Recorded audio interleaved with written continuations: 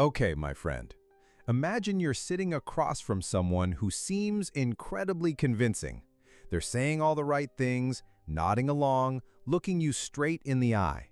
But right then, the stoic inside you needs to switch into high alert. Because there are certain questions that, if asked by the other person, should make you pause. They're like warning signs, red flags that signal, be careful, you might be dealing with someone you can't trust.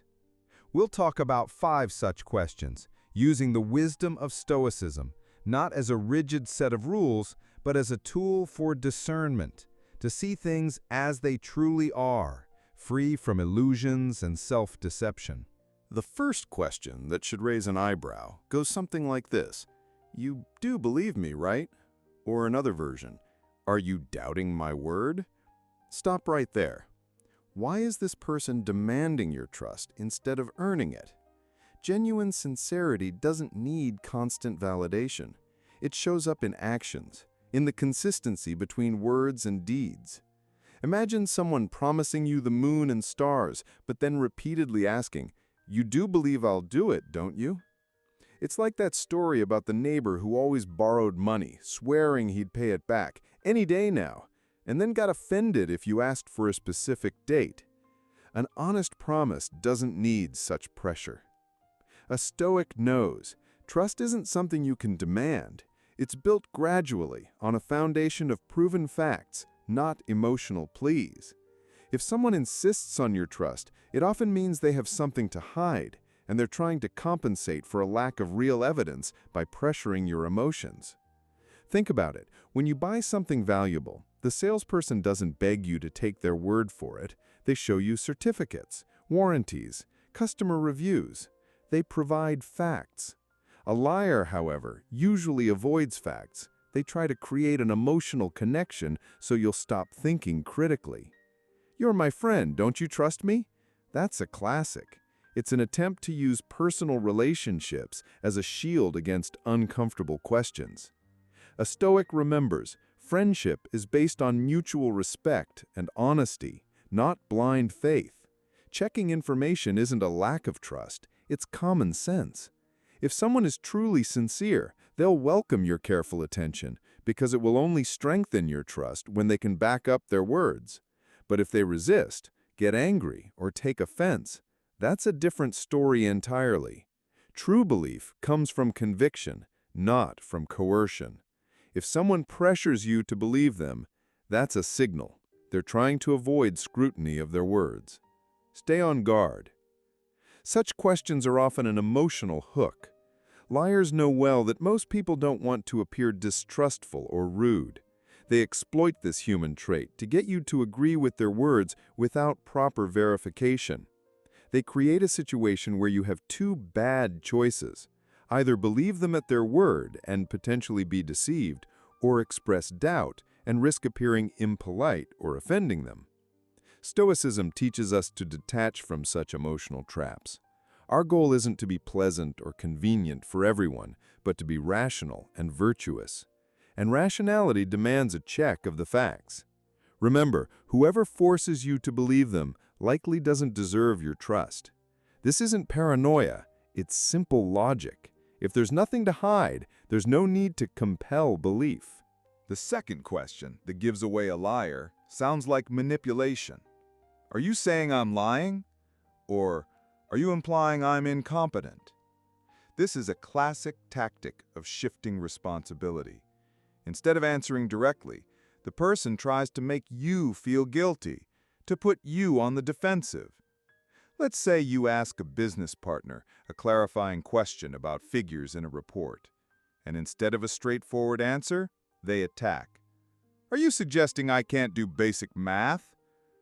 This immediately shifts the conversation from facts to personal accusations. A Stoic understands that this move is defensive. When compelling arguments are lacking, emotional pressure takes over. Epictetus said, "You cannot trust those who try to convince you of their righteousness by fear rather than by reason." This question is an attempt to avoid a direct answer, to evade an uncomfortable truth, by putting you in the role of the accuser. It's not a dialogue, it's a trick. Imagine you're discussing a project with a colleague and you notice a small inconsistency in their plan. Instead of calmly explaining or correcting it, they exclaim, "Are you questioning my professionalism?" This isn't just a question, it's an attack. The goal of such an attack is to make you back down, to feel awkward for daring to point out a flaw. A truly professional, honest person would be grateful for the attention, as it helps avoid problems. But someone who's hiding the truth will try to defend themselves at all costs, even if it means attacking your reputation or intentions. Stoics teach us to remain calm and rational in the face of such manipulations. Don't fall for the provocation. Bring the conversation back to the facts. "I'm not questioning your professionalism, I just want to understand this point." That's your response. Remember that lying is often accompanied by aggression or offense, as the liar has nothing to hide behind except an attack on their opponent. This is a sign of weakness, not strength. Such questions are a smokescreen. They divert attention from the core issue by turning it into an emotional conflict. The liar hopes that you, fearing confrontation or accusations of ill will back down and stop asking inconvenient questions. This is especially common in high-stakes situations, for example in business negotiations or when discussing serious personal matters. The Stoic principle of objectivity is particularly crucial here. Don't let someone else's emotions or attempts at manipulation distort your perception of the facts. You have every right to ask questions and seek the truth, and if someone tries to penalize you for it, it only confirms their dishonest intentions. Remember, defensiveness is often aggressive when there's insufficient justification. Your calm persistence in seeking the truth is your strength. The third unsettling question: you won't tell anyone about this, right? Or, this is our little secret, agreed? Again, this is an attempt to trap you within their web of deceit. Genuine intentions don't need such conspiracy. If information is truly valuable or sensitive, it's either not disclosed at all, or it's shared with those who have a right to know, without imposing secret obligations. Imagine a scenario where a new acquaintance tells you, in strict confidence, about some incredible investment project, but then absolutely forbids you from discussing it with anyone else, even financial advisors. The question immediately arises: why? What are they afraid of? The truth? Exposure? Seneca taught, "A life without deception needs no secrecy." If you're asked to keep a secret that involves something questionable or unethical, know this: you become an accomplice, even if you just stay silent. This isn't trust, it's an attempt to use you. Think about a situation where you're asked to hide information that could harm others, or that is inherently dishonest. For instance, a colleague at work asks you not to tell the boss about their mistake, coaxing, "You don't want to get them in trouble, right?" Or, "This is just between us, don't breathe a word." It might seem harmless, but it's the beginning of a chain where your loyalty or your fear of spoiling relationships is used to cover up impropriety. Stoics taught us to live in harmony with nature, and nature is about truth, about openness. Accumulating secrets, especially those that can cause harm, corrupts your own virtue. If you're offered a part in a secret that benefits only one person and could harm others, it's a sure sign that you're dealing with a liar or manipulator. They're not asking for friendship, they're asking for complicity in their deception. Honest dealings always withstand the light of day, and secrets are only needed to hide something shameful or dangerous. Be wary when you're invited to join an exclusive club of those who know the secret truth. This is a particularly cunning ploy because it appeals to a sense of exclusivity and importance. You're offered to be part of something special that others don't know. This flatters your ego, but simultaneously places the burden of complicity on you. Stoics urges towards integrity. Our words and actions should align, and we shouldn't participate in deception, even passively. If a secret can't stand the light of day, it's likely not worth keeping. Your reputation and your conscience are more valuable than any ephemeral privileges gained from participating in someone else's shady dealings. Remember, hiding the truth is a form of lying, and when you're asked to be complicit in such concealment, it means you're faced with a choice between your honesty and someone else's deceit. By refusing to keep such secrets, you strengthen your character and your independence from external manipulation. The fourth question often comes from those you can't trust. What if you were in my shoes? Or, would you have done things differently? This is an attempt to evoke empathy to such an extent that you stop thinking critically. It shifts the focus from the person's actions to your potential actions. The liar tries to justify their behavior by putting you in a hypothetical situation, hoping you'll understand their forced decisions. Let's say someone failed to keep a promise, and instead of explaining, they say, "Well, what did you expect? If you were in my shoes, could you have done it?" A Stoic remembers, everyone is responsible for their own actions, regardless of circumstances. You can't justify deception or dishonesty by citing difficult conditions or misunderstanding. Marcus Aurelius wrote, "Even if the whole world acts wrongly, that doesn't give you the right to do the same." This question is an attempt to blur the lines of responsibility, to make you sympathize so much that you ignore the facts. Let's use an example.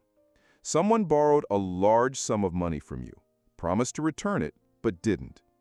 Then, instead of apologizing and explaining, they start playing the victim.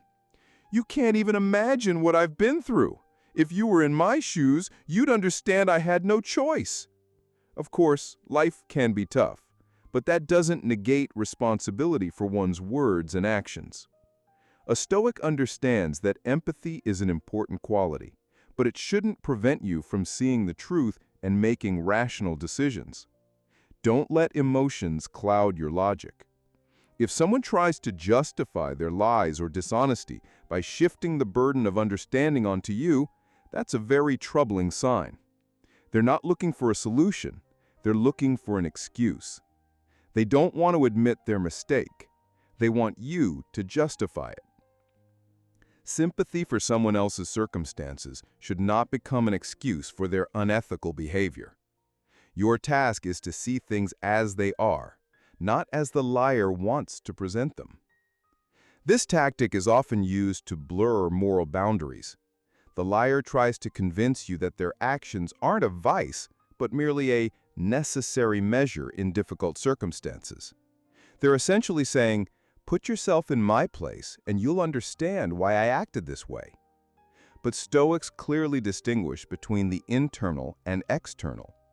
External circumstances can be challenging, but our internal choice, our principles, and our virtue always remain within our control. No circumstances force a person to lie or deceive. It's always a choice. So when you hear such a question, don't let it distract you from the main point. Were the actions ethical or not? Your capacity for empathy is a strength, but it must be guided by wisdom so it doesn't become a tool for others' manipulations. Distinguish between reasons and excuses. An honest person explains reasons. A liar seeks excuses. Be able to empathize, but don't justify what contradicts your principles. And finally, the fifth troubling question, why are you asking so many questions? Or, don't you trust me? This is the final attempt to discourage you from digging deeper, to suppress your rationality. An honest person won't be afraid of questions. They'll be ready to answer, explain, and provide evidence. Someone who's lying sees any question as a threat. Remember the student caught cheating who, instead of admitting it, gets indignant. "Why are you always checking on me? Don't you trust me?" This is an unwillingness to be exposed. Stoics always advocated for rationality and critical thinking. Zeno of Citium said, "We have 2 ears and 1 mouth. that we may listen the more and talk the less. And this applies not only to our speech, but also to how we perceive others. Don't be afraid to ask questions. Don't be afraid to doubt when the facts don't add up. If someone gets irritated by your questions, that's not your problem, it's their problem. They're defending their lie. Consider this scenario. You're discussing deal specifics with a potential partner, and you have some perfectly logical questions about timelines or financial guarantees. If in response you hear, "Why are you being so nitpicky? I told you everything will be fine. Don't you trust me?" That's a clear indicator. An honest person understands that questions are part of the process, part of building trust. They'll be happy to clear up your doubts. A liar, on the other hand, will try to stifle your curiosity so you can't get to the truth. It's like trying to fill a hole with dirt instead of fixing it. A Stoic knows that reason is our primary tool for navigating the world. Using it isn't distrust, it's wisdom. Don't let anyone deprive you of this tool. A lack of transparency should always be a red flag. If someone avoids direct answers and tries to deflect you from the core issue, it's a sure sign they're not interested in an honest interaction.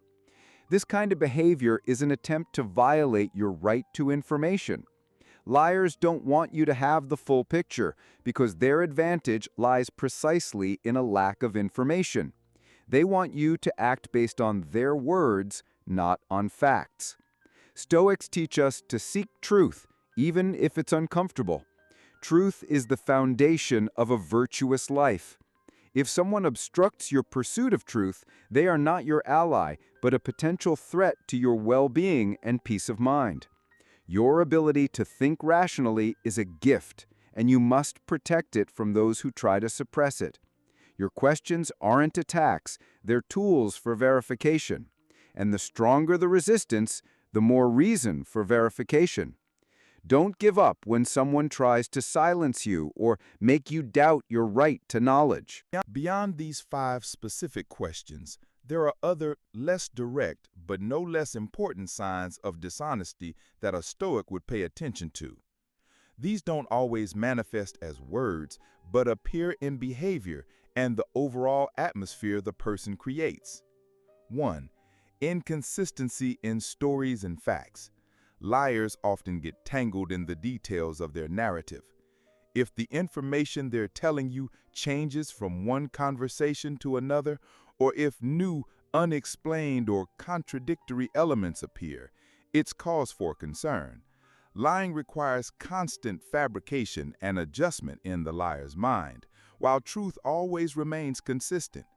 Your memory records facts, while a liar constantly has to invent and adapt.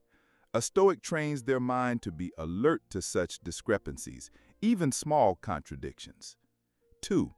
Excessive detail, or conversely, a complete lack of detail.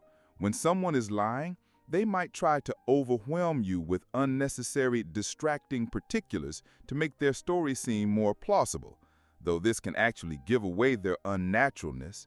Or they might completely avoid specifics, speaking in general, vague terms. The sweet spot is a normal, sufficient description that fits the context. Too much or too little detail, both can indicate an attempt at deception. 3.